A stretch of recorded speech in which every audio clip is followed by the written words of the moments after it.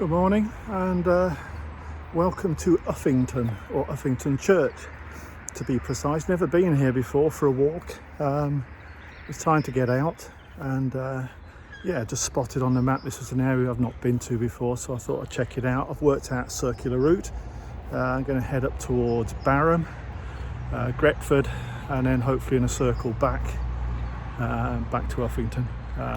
Not sure about the terrain. There's a few open fields to cross. Not sure about the water. There's a few waterways to cross. Hopefully they're not flooded. But the spring flowers are out at the very least.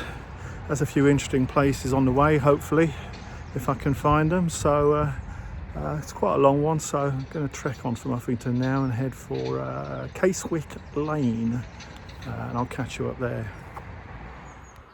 I suppose I ought to give Uffington Church a mention before departing.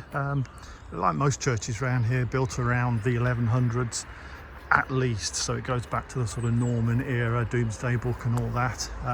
But like the rest of them, significantly modified since then. I think there's a lot of modifications in the 1600s here, so it's an old church, but it's a conglomeration of different eras really, like most of them around here.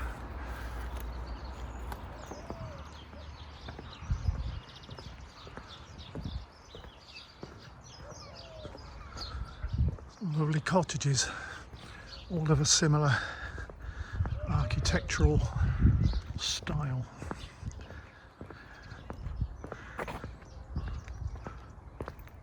Very nice. Casewick.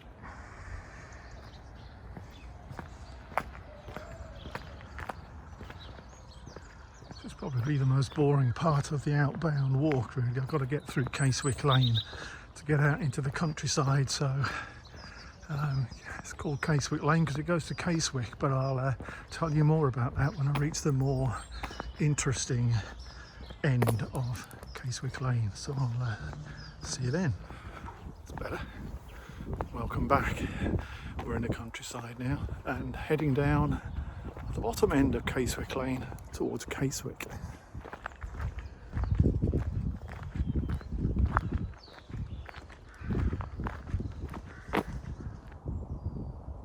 Hopefully the camera's picking up. If you look to sort of far right across to lower centre left, you've got ridges running along this field. I don't know if I lift the camera up you might see them better. Maybe not. It's a ridge and furrow landscape. It's a medieval landscape. This field has not been touched a whole lot since medieval times. It certainly hasn't been levelled, flattened for agricultural use. And it's a good clue really, an intro as to where we're first heading to, which is Casewick, which doesn't exist, but it did once. It was a medieval village and it vanished, like so many of these medieval villages did, but we're going to walk through where it existed and see the sole survivor.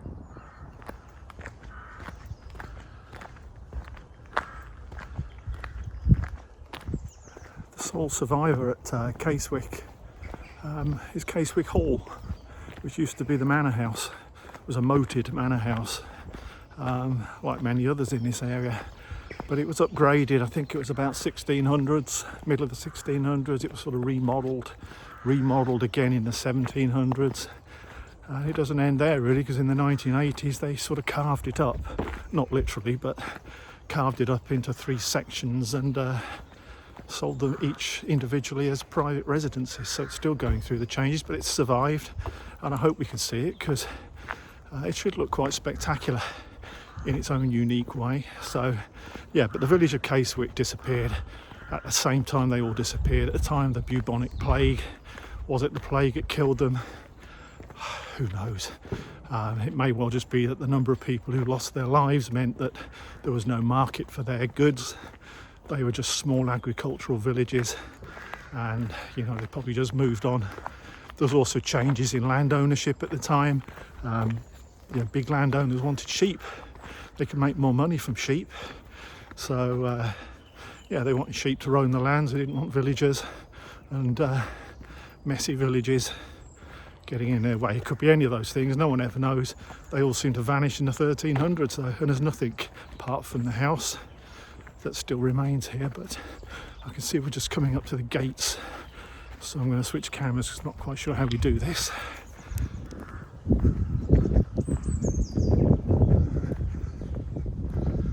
Right, this is the gated entrance to Casewick Hall. It says private. There must be some way around it.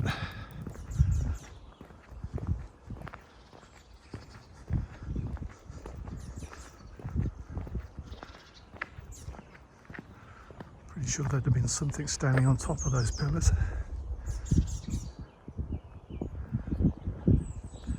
It's got a date of 1906 on the top of it, so not that old. I like the house. There's our path.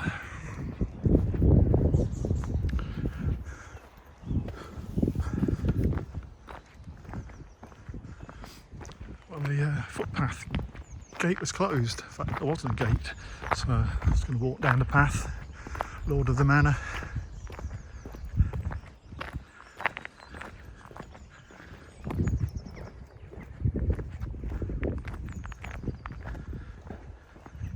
It's our first view of Casewick Hall. Hopefully we'll be able to get close enough to get a decent shot. There you have the wonderful, impressive looking Casewick Hall. As I say, it used to be a manor house going right back to the sort of Domesday Book, Norman era. This frontage though, this classic Gothic frontage, dates to about 1780, 1790. It's known as the Strawberry House Gothic style, named after Strawberry, Strawberry House down in London. And it was very trendy at the time to do your house up in this Gothic style. And Casewick Hall was quick to move on that one, so it's an 18th century Gothic style frontage on a much older house. And as I say, it's actually carved into three now, and were sold as private residences. Hell of a place to live. The walled area there would have been at the side of the moat, without a doubt. You can see it's a moat. There's a depression in the ground there, which would have surrounded the old medieval moat house. In fact, I think there's water in it a bit further around.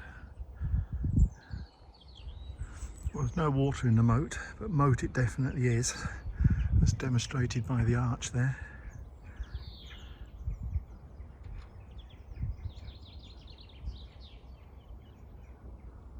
Lovely place. I presume all these buildings were originally outbuildings, stables and whatever for Casewick Hall, that have since been done up very nicely as private residences. That is the old dovecot, according to the sign.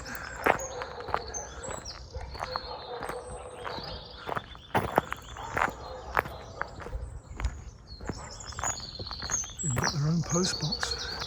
And it's a Queen Victoria. That's a rarity. VR. Can't see many of those. Right, I have to find a path out of here now. This is one of the areas I couldn't really make clear on the map as to how you got out of here, but I'm hoping it's down here. Yeah, looks good.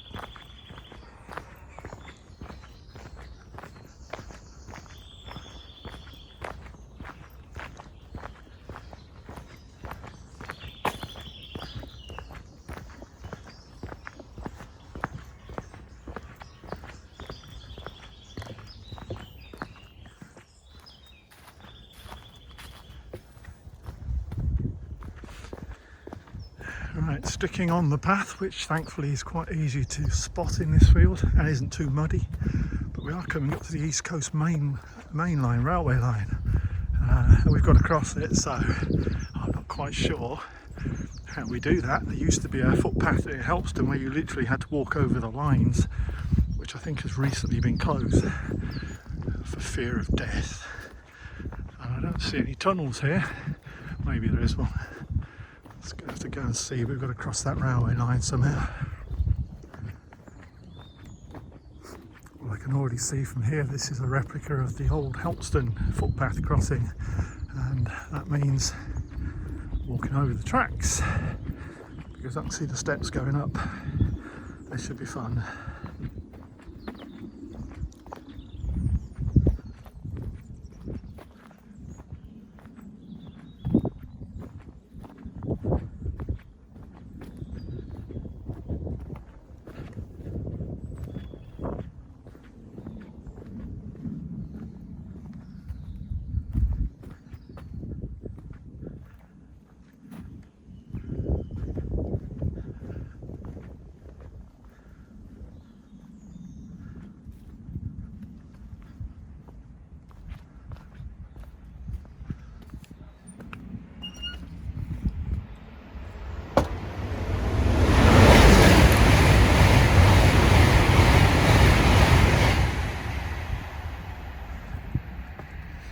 Well, that one didn't get me.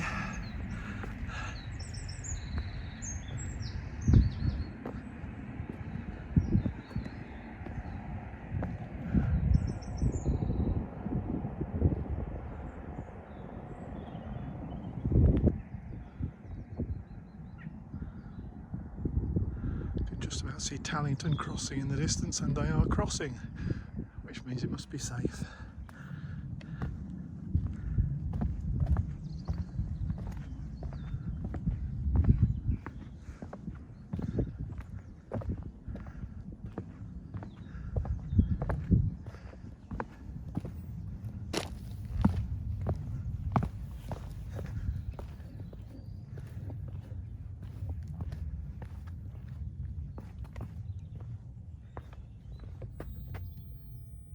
Good job I didn't come last week. Oh, sun's come out now. Just heading across to Barham. I did spend, well, I wasted an hour of my life earlier in the week trying to prove that it's pronounced Barham. It's spelt like Marham, Barholm with a B. But if Barholm is Marham, this must be Barham. So I'm sticking with that. But you just say on the internet that the locals call it Barnum, and I can't figure that out, so I just hope I don't meet a local. To me it's Barham, and that's where we're heading.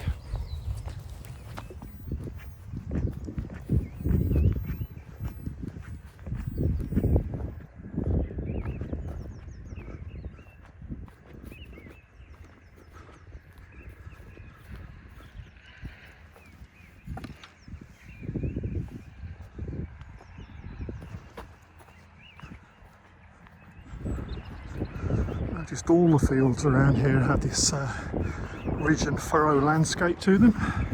Even over here in Horses Field, just ridges running up and down them. This is a very old, pretty much untouched area in terms of agriculture. It's just grazing land. And still is, as you can see. Not sure how close we're going to get to that building. Centre picture. That is Barham Old Hall, or Barham Old House, 14th century. It's been modified a few times, I think in the 16th and 18th century, but still a very old, and it's a Grade 2 listed building. I hope we can get a bit closer to it, but it could be hidden behind farm buildings, so yeah, that's Barham Old Hall. It's a lovely old barn. It at least dates back to 1600s, I would say. Not sure it's part of the 1400s build, but it's old.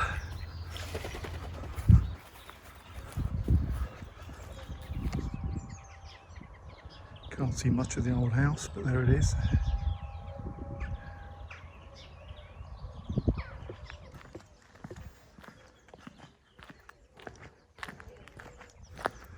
Very quiet village.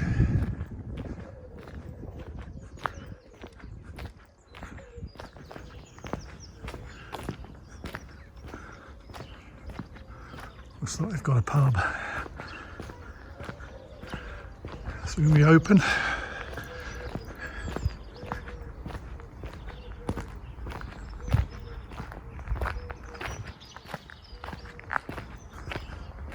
There it is. It's that the Five Horseshoes Inn? Or just inn?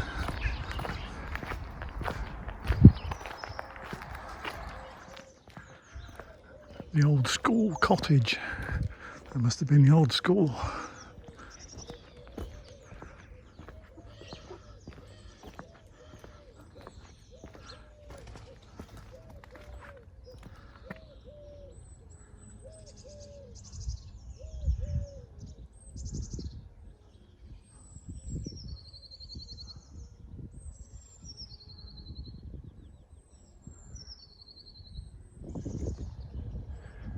This is Barham Church. I was just looking at the tower. It's got a date on the top of 1648, which means that was an addition. I'm pretty sure I read somewhere that each section of that tower dates to a different period, with the top being the 1600s, the middle the 1400s, and the bottom even older. I might be totally wrong there, but I'm pretty sure I read something somewhere. You can see distinctly different sections. I think this section with the arched entrance is probably the oldest part. Who knows? I do remember reading that these filled in doors, there's a couple on this church, are very old. It goes back to the Norman era, so you're talking 1000s, 1100s. That arched doorway there, very old and very much part of the very original Barham Church. Cute. The building ahead of us, lovely building, is Barham Manor House, dating either to the late 1600s or early 1800s. There's two historical references on the internet and they both give a different date. But either way, it's a lovely building for the basically the lord of the manor, the person who owned the lands around here. It's Barham Manor House, very nice.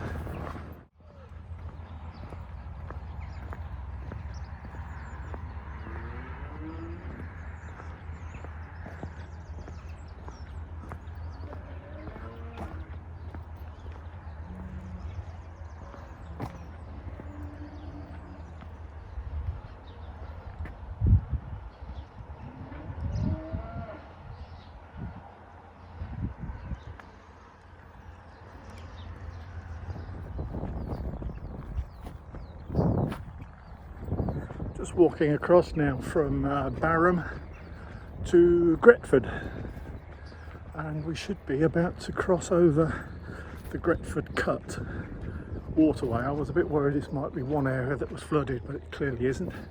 Indeed, it's probably designed to stop that.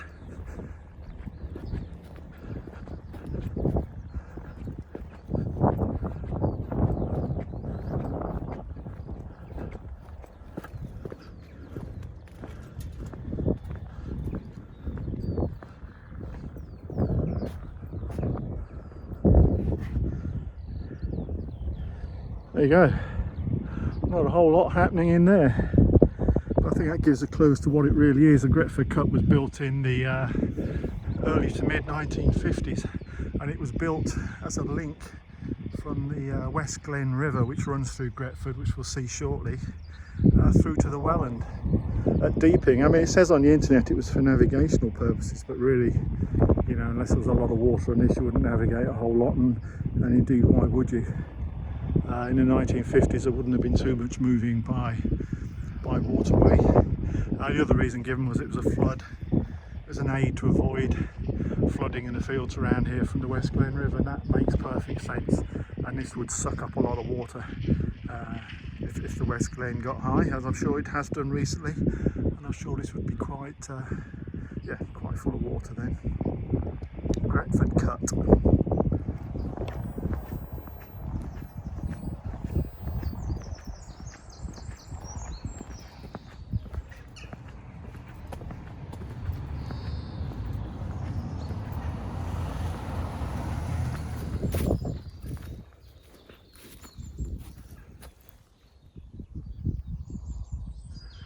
This grand building is Greatford Hall, and Greatford Hall has some significance to the remainder of this walk because it was in the 1700s the home of Francis Willis, or to give him his proper title, Dr Francis Willis.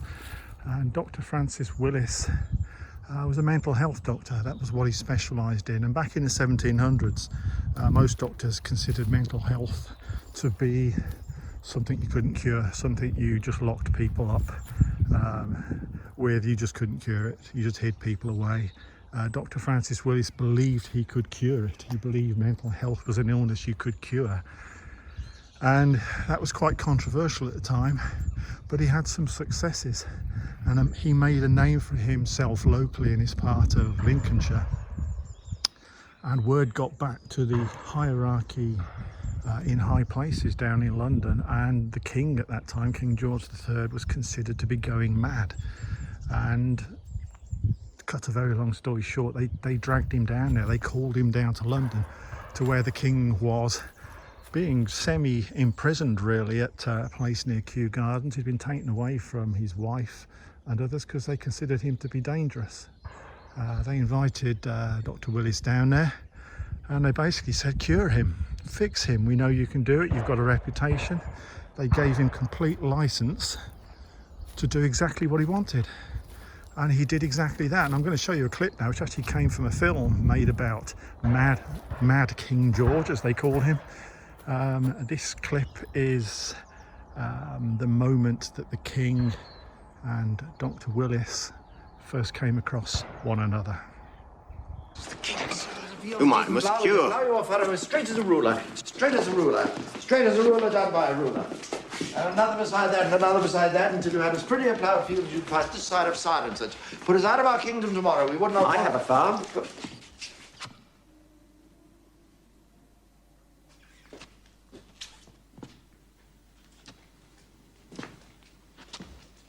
Our kingdom tomorrow would not want for employment. Give me management of 50 acres. Ploughing and sowing and harvesting, I could do it and make me a handsome profit into the bargain. I said, I have a farm, Your Majesty. This gentleman, sir, has made the illness under which Your Majesty labours his special study.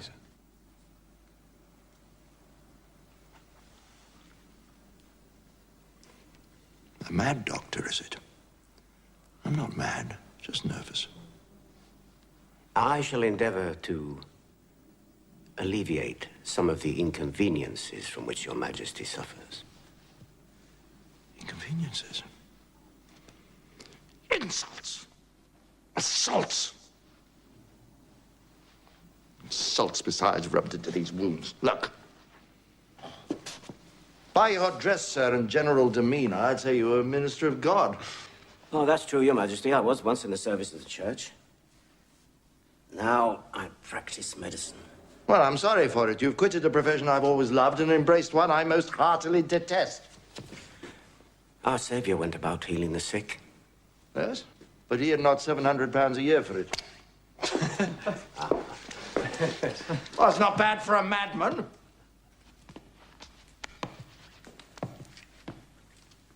I have a hospital in Lincolnshire. Lincolnshire? Yes, I know Lincolnshire. Fine sheep there. Admirable sheep. Pigs, too. But I know of no hospitals. My patients work, sir. They till the soil. Cultivate. And in so doing, they acquire a better conceit of themselves. Well, I'm King of England. A man can have no better conceit of himself than that.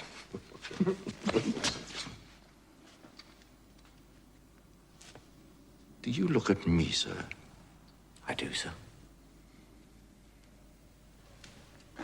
I have you in my eye. No, I have you in mine. You're bold, sir. But by God, I'm bolder. Sir, not look at me. I'm not one of your farmers. You must behave, or endeavour to do so. Must! Must! Whose must is this? Your must or my must? Get away from me, you scabby bumsucker. Lincolnshire lick fingers!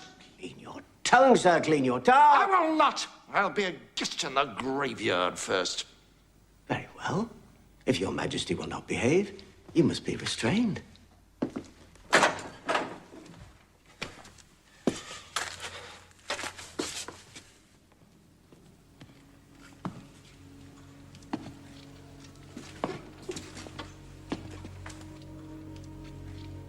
When felons were induced to talk, they were shown first the instruments of their torture. The king is shown the instrument of his to induce him not to talk. Well, I won't. Bring him back. Bring him back. Stop! Stop! What are you doing, sir? Bloody carcass!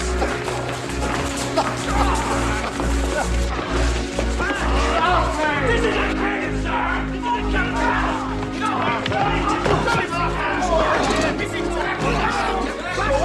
capital!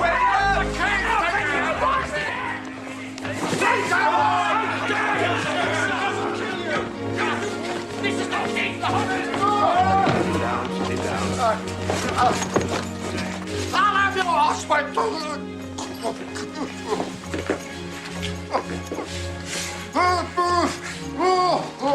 The king refuses food, he will be restrained. He claims to have no appetite, he will be restrained. If he swears and indulges in meaningless discourse, he will be restrained. If he throws off his bedclothes, tears away his bandages, scratches his sores, and if he does not strive every day and always towards his own recovery, then he must be restrained.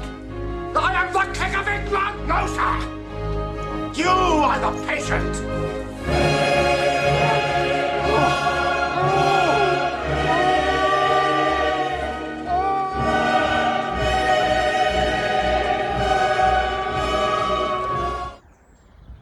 There you go. Pretty amazing stuff. But again, cutting a long story short, it worked. King George III was returned to his royal duties and he was considered cured. Dr Willis had these theories that discipline could outscore the madness. If people misbehaved, as you saw in that clip, he would restrain them. And he also believed country air, fresh air, country gardens, just tranquility would also help people with mental health problems, which is probably a little bit more sensible than the rest of his practices. But he was attributed with having cured Mad King George III, and boy did that boost his CV, as it were, after which everybody that had a mad uncle, a mad parent, a mad child, and also had a lot of money, they went looking for Dr Francis Willis over here at Greatford. So much so that he moved and he had a custom built asylum made for him, which was called Shillingworth Hall, which we'll be coming up to. It doesn't exist anymore, but we're coming up to the site of it shortly, and we'll pick up the story from there. But yes, this was his area. Greatford Hall was an asylum, but Shillingworth Hall was an even bigger one. And as I say, when we get there, I will pick the story up from there.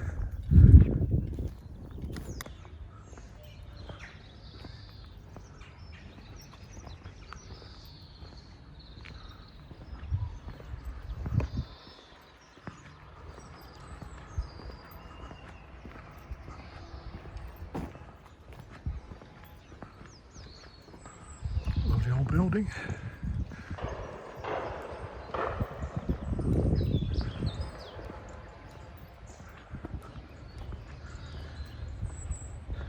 It says Greatford Mill there. I didn't know there was a mill in Greatford. It's not like me, because I'm into my mills. It's got to be a water mill because it's on the West Glen River, so I should do a bit of research on that one. If I can find a picture, I'll put it up.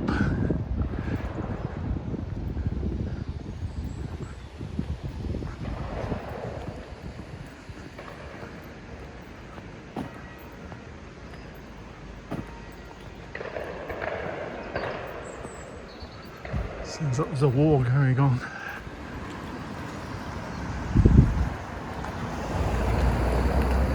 That's the West Glen River. I presume the mill would have been pretty much at the top of this waterway somewhere.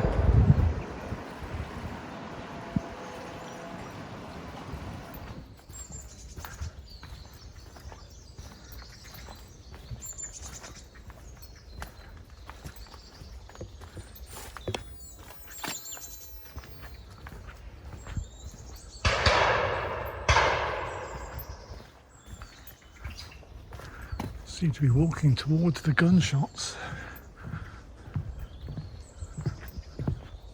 Never a good thing.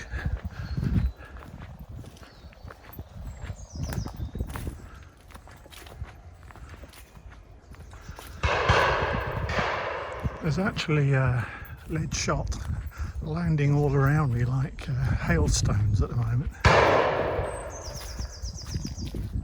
That's how close I am.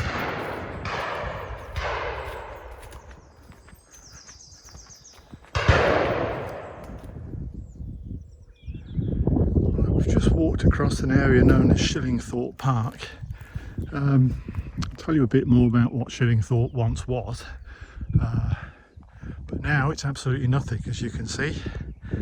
But according to my calculations, in these trees here was where Shillingthorpe Hall was, and the Shillingthorpe Hall lunatic asylum was, which was built for, set up by Dr Francis Willis after he'd treated the king, and he actually lived on to the end of his life here. He died here, and I think it was a lunatic asylum up until something like the 1830s, something in that sort of region, and then it was sold off as a private residence, and I think that went on. I think, if I remember rightly, it was Lord and Lady Kesteven that owned it. Lord Kesteven died in the Great War, 1914-15 sort of time, early in the Great War, and Lady Kesteven died, I think, very early in the years of the Second World War. It was used as a Second World War army training base centre, as so many old stately homes were, but when they'd finished with it, once again, same old story, it was pretty damaged and pretty wrecked, and with Lady Kesteven no longer around, the decision was made to just lose it, cut losses. I'm sure everything inside was taken out, but the building was levelled, I think it was 1949, and it's supposed to be gone. It's supposed to be nothing there anymore, but I've looked on Google Maps and I can see things in these woods that look like at least remains of buildings. There's been nothing else in these woods except Shillingthorpe Hall, so I'm going to wander off the beaten track here, if I can find a way, into these woods and see if I can actually pick up anything that related to Shillingthorpe Hall. I might fail, but let's go and have a look.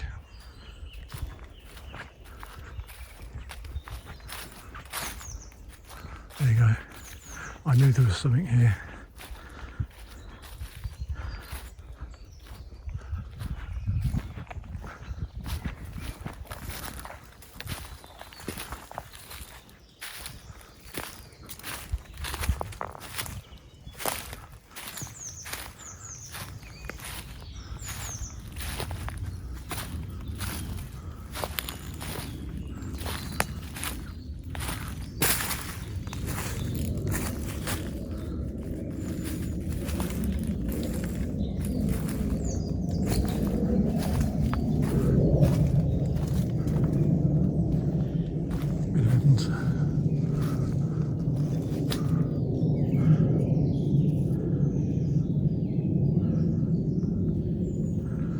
This is definitely part of Shillingthorpe Hall, or outbuildings. I think it's probably outbuildings, but this is a fascinating place. What on earth is that?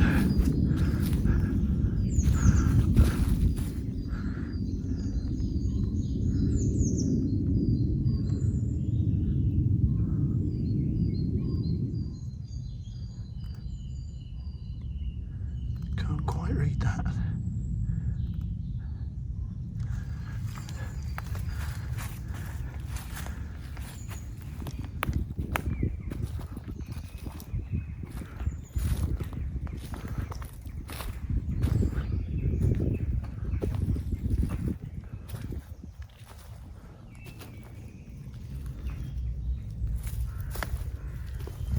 gardens.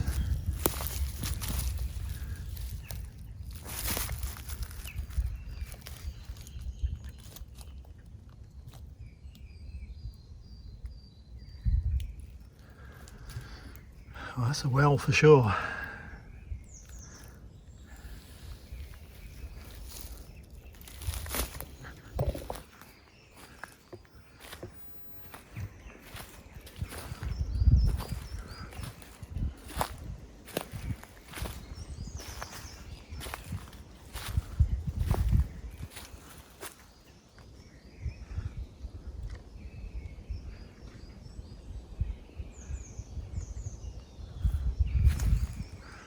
I saw a reference somewhere that the actual hall itself, as opposed to the outbuildings, had a whitewash on it, although I can't see it in the photographs that I've seen, but that does look rather like white, get my tongue twisted here, whitewash.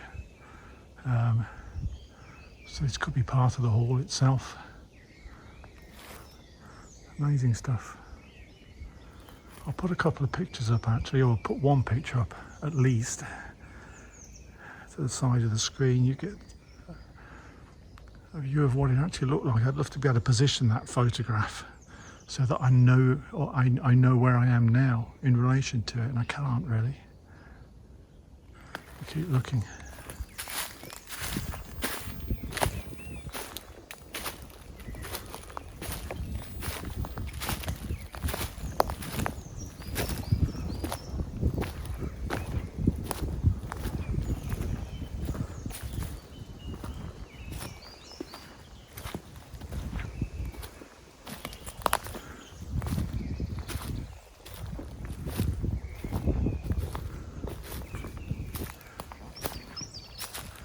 This wall up ahead looks older actually,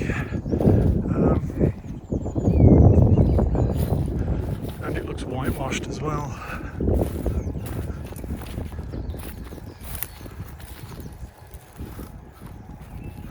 No idea, I wish I knew what I was looking at.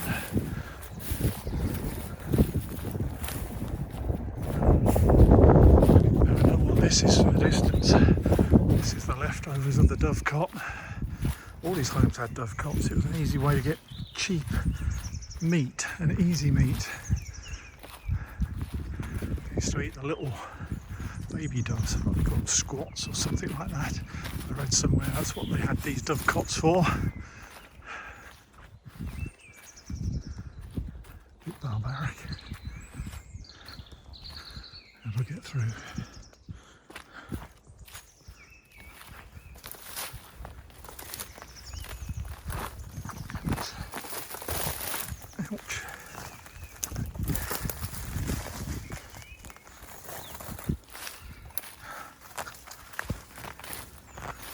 Jeans on. Yeah.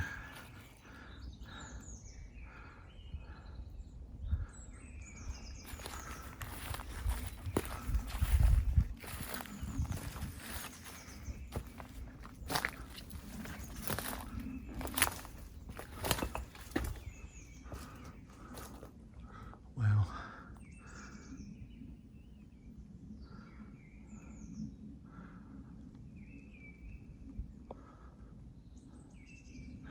The inside of the Shillingthorpe dovecot. So we know where that is.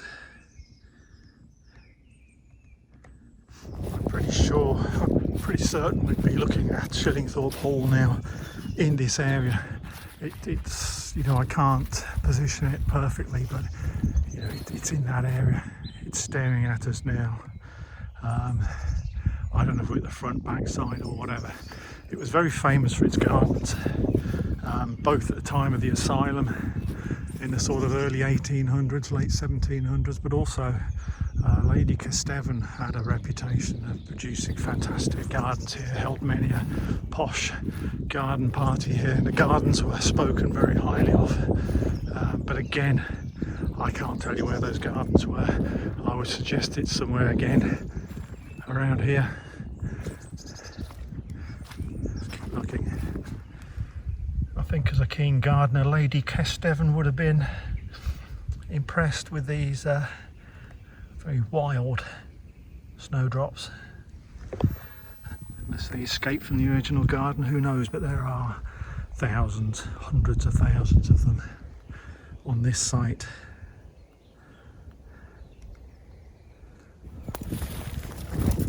It's quite an imposing wall of something.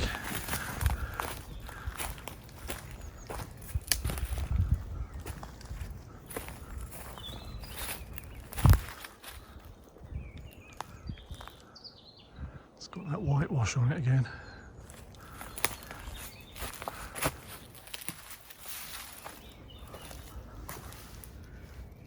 What on earth are they?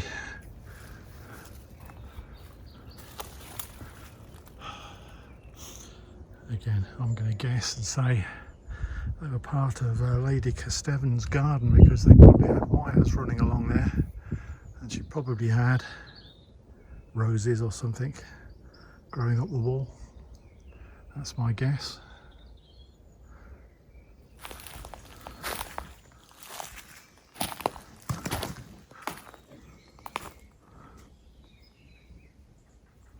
That's some sort of outhouse for sure.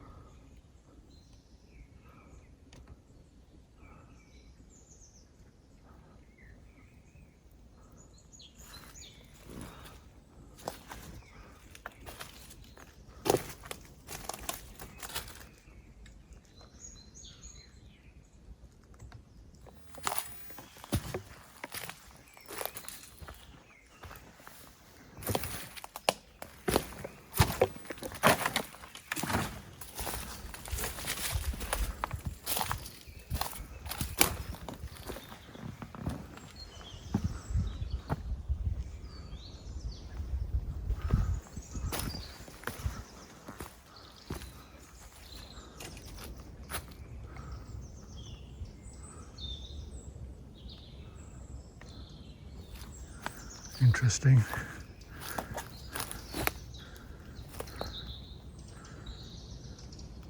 Some pretty big stones here. And they look like granite. I wonder if this was the garden and this was a rockery. And what is that?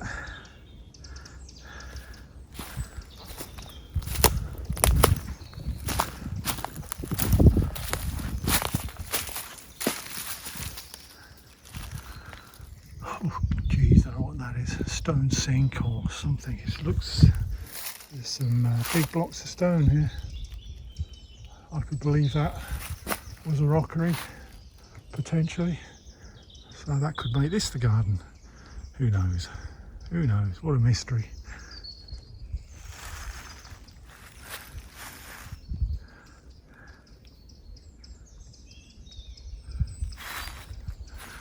I love places like this.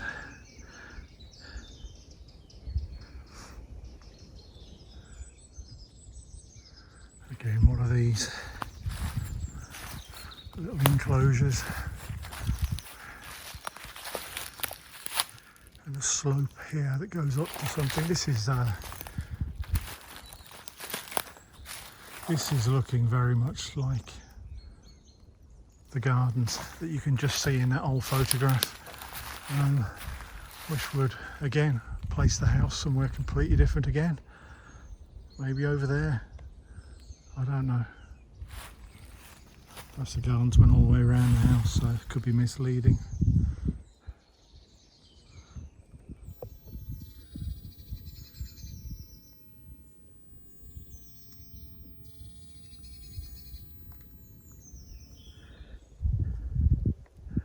Some of this metalwork is old. Doesn't tell me a whole lot, but it's old.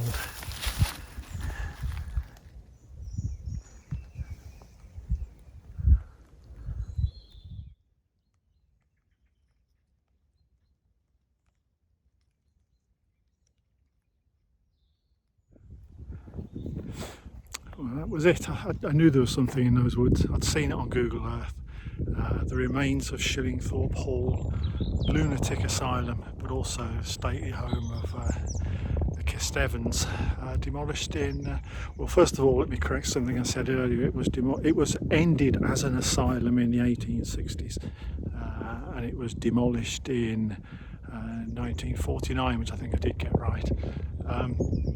We're just walking out now and onto what is known as Shillingthorpe Park. I did wonder where the name Shillingthorpe came from. There must have been some reason for it, and indeed it was another medieval village, and another one that disappeared around about the time of the bubonic plague in the 1300s, and yeah, nobody knows anything about it. I would imagine from the land around here they were probably turfed off by people who wanted to graze sheep here. They could make a lot more money out of sheep than they could anything else. Although there's no buildings left, obviously, from Shillingthorpe village, there are marks on the ground that signify buildings, trackways, and all sorts. So we're going to have a quick look around now on the way back. We're on the return loop now, and see what seems to stand out of Shillingthorpe medieval village. I guess this could be a trackway. I'm not going to say it is, and nobody would know, but I know archaeological reports report that there are trackways here from the medieval village, basically roads that go through the village, and I would suggest that could very much be one of those trackways running along here into the distance. It's getting a bit breezy now, so I hope it's not ruining the sound too much. This is the field really where the medieval village would have been. And yeah, there are bumps and lumps that you kind of can't really put down to natural evolution, so I suspect we're looking at something that relates to the village. Again, there's a big dip down here, and possibly another trackway. It heads around there. There's a ridge here running around. Get the focus back. There it is. Yeah, there is a sort of raised ridge that disappears towards those two trees in the distance and comes down here. And so there's lots of mounds, lots of paths. Just walking along one now.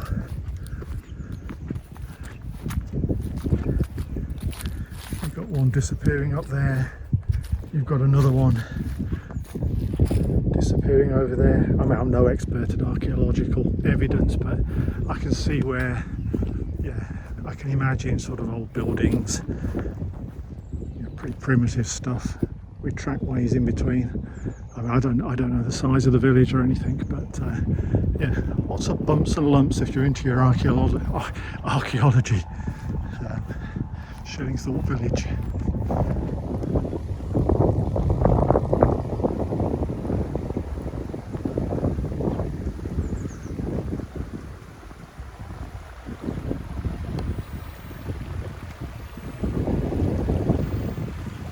It's the West Glen River that flows through Gretford. Looking nice.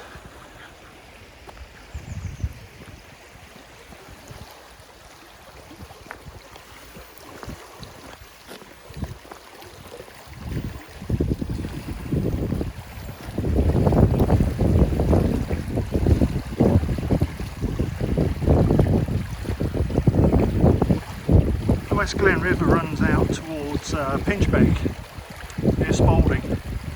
If you live over Pinchbeck Way, this is your river. And then it flows on past there, I think, to Surfleet, where it joins the River Well, and quite close to the Wash, quite close to the sea. Plenty of water on it. I get the impression that that was once a very grand bridge if you look at the old stone. And then you've got that more modern concrete plinth on the top of it. I've got a suspicion all these stones that are scattered around here is probably the original stonework that was there. There's probably a much bigger arch on that. when it was originally built. It's probably quite old. In fact, I'd suggest it's very old.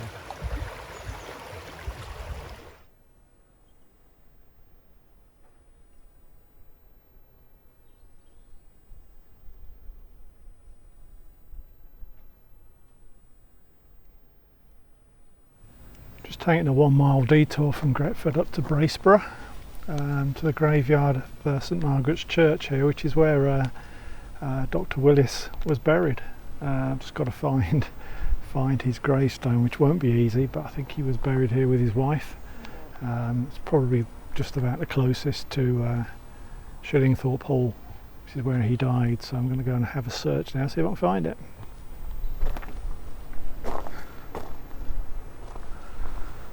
It's going to be near the building.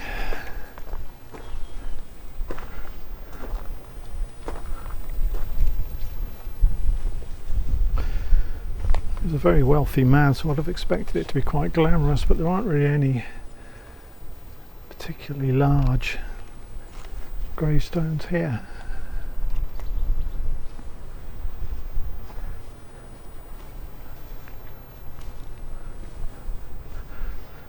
It's very hard to read what's on a lot of them. What's this?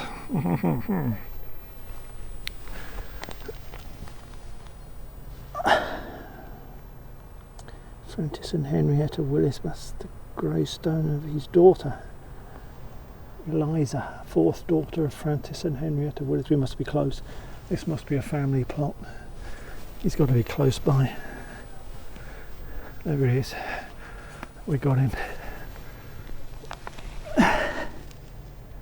There it is. Francis Willis, MD of Shillingthorpe, departed July the 29th, 1859, I think it says, age 67. Also of Henrietta, widow of the above. Called to rest June the 10th, 1893, aged 84. Rest in peace. The doctor for Mad King George III.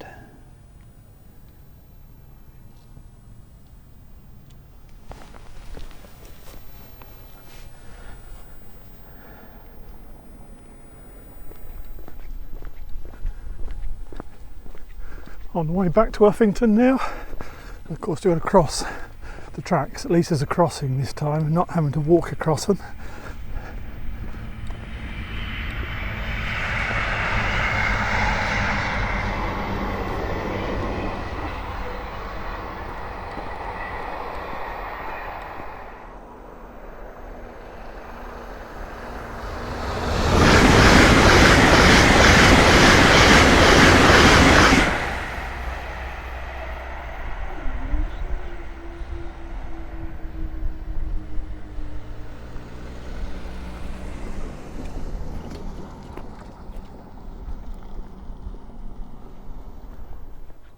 In the footsteps of the Mad King's Doctor. Available now on iPlayer. That was good. Nice weather. Hard walk, feet are killing me, but I've had flu most of the week, so serves me right. Everything else is okay. Yeah, it's good. Enjoyed that. I enjoyed finding Shillingworth Hall. I knew it'd still be there. I knew something would still be there. It's officially gone, but there's something in those woods, and I shall probably continue to try and work out what they were. But yeah, I enjoyed that. Interesting walk for me. That's it, going home now. Cup of tea and whatever else I can get.